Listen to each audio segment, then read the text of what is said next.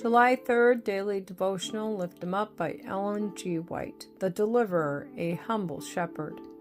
God called unto him out of the midst of the bush, and said, Moses, Moses. And he said, Here am I. And he said, Draw not nigh hither. Put off thy shoes from off thy feet, for the place whereon thou standest is holy ground. Exodus chapter 3, verses 4 and 5.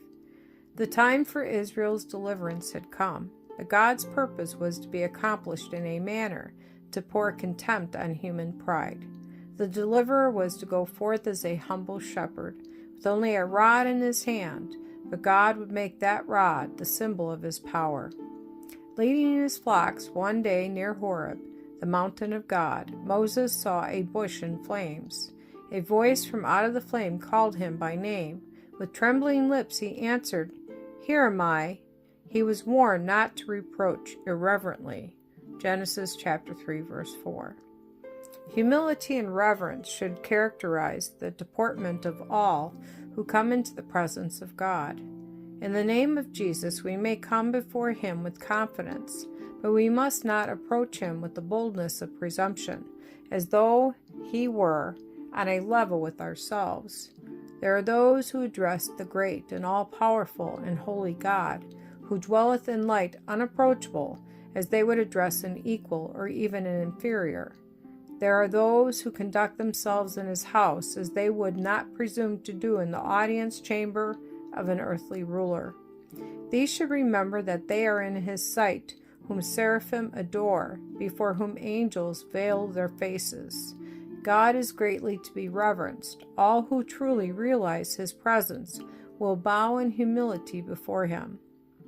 As Moses waited in reverent awe before God, the words continued, Come now, therefore, and I will send thee unto Pharaoh, that thou mayest bring forth my people, the children of Israel, out of Egypt. Genesis chapter 3, verse 10. Amazed and terrified at the command, Moses drew back. Moses saw before him difficulties that seemed insurmountable. What proof could he give his people that God had indeed sent him? Evidence that appealed to his own senses was now given. He was told to cast his rod upon the ground. As he did so, it became a serpent, and Moses fled from before it. Genesis chapter 4, verse 3.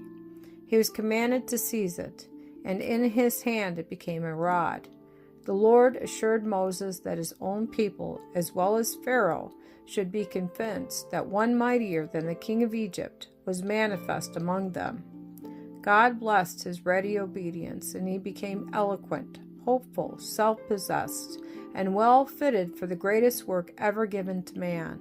This is an example of what God does to strengthen the character of those who trust him fully and give themselves unreservedly to his commands.